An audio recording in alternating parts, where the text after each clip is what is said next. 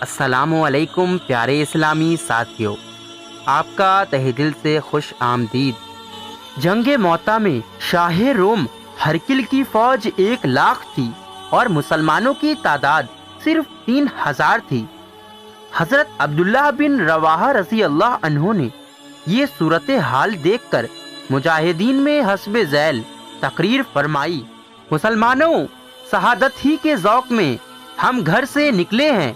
اگرچہ ہمارے مقابلے میں بہت زیادہ فوج ہیں، لیکن ہم جنبیت کے لحاظ سے دشمن کے ساتھ نہیں لڑتے، بلکہ ہمارا لشکر اور ہماری قوت اسلام ہے۔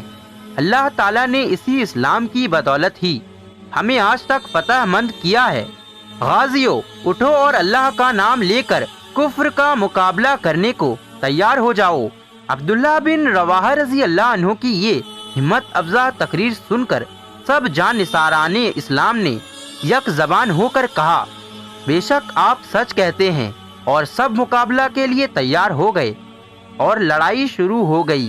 حضرت زید بن حارث کے ہاتھ میں حضور صلی اللہ تعالی علیہ وآلہ وسلم کا جھنڈا تھا۔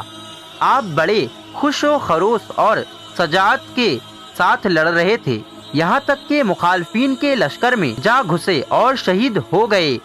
آپ کے شہید ہوتے ہی جھنڈا حضرت جعفر بن ابی طالب رضی اللہ عنہ نے تھام لیا اور جز خوانی کرتے ہوئے دشمنوں کی صفوں کا صفایا کرنے لگے۔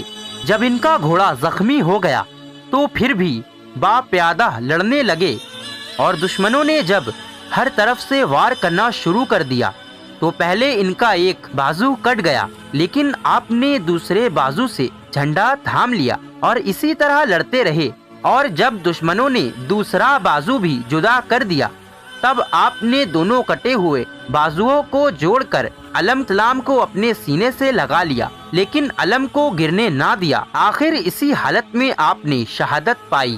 ان کے بعد علم اسلام حضرت عبداللہ بن رواحہ نے اٹھایا اور گھوڑے سے اتر کر باپیادہ جنگ میں شریک ہوئے اور خوب لڑے، یہاں تک کہ وہ بھی شہید ہو گئے۔ حضرت عبداللہ کی شہادت کے بعد مسلمان پریشان ہونے لگے، مگر ثابت بن ارقم انصار رضی اللہ عنہ نے علم کو اسلام ہاتھ میں لے کر کہا: مسلمانوں، اب تم حضرت خالد بن ولید کو اپنا سردار مقرر کر کے جہاد شروع رکھو۔ چنانچہ سب نے اس بات پر اتفاق کیا اور حضرت خالد بن ولید رضی اللہ عنہ آگے بڑھے اور مسلمانوں کو للکار کر بڑے جوش و خروش کے ساتھ دشمنوں پر حملہ کر دیا۔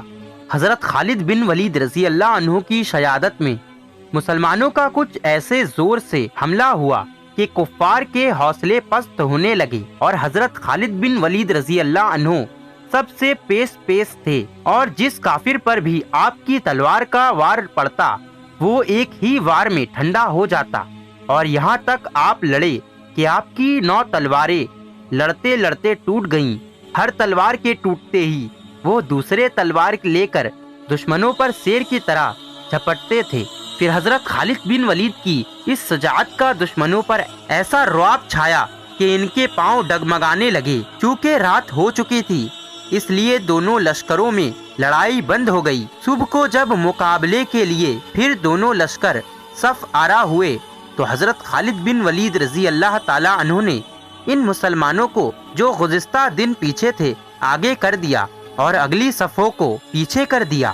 اس صف آرائی سے دشمن کو یہ یقین ہو گیا کہ مسلمانوں کی نئی کمک آ گئی ہے، ساتھ ہی اس کے حضرت خالد بن ولید نے جوش و خروش سے حملہ کر دیا۔ ان کے ساتھ اگلی صفوں کے مسلمانوں نے بھی تازہ جوش دکھایا تو دشمنوں نے منہ پھیر لیا اور سر پر پاؤں رکھ کر بھاگے، لیکن حضرت خالد بن ولید رضی اللہ تعالی عنہ نے مصلحت وقت سے ان کا تعاقب نہ کیا، اور جو مال و غنیمت ہاتھ آیا باقی مسلمانوں کو ساتھ لے کر مدینہ شریف کو لوٹ آئے۔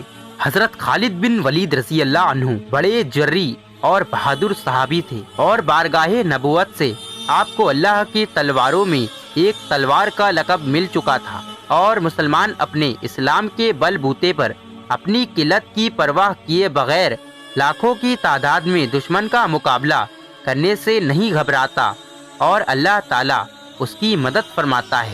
تو میرے پیارے اسلامی ساتھیوں، مجھے یقین ہے کہ یہ واقعہ سننے کے بعد آپ کا ایمان بالکل مضبوط اور تازہ ہو گیا ہوگا اور یہ واقعہ آپ کو ضرور پسند بھی آیا ہوگا۔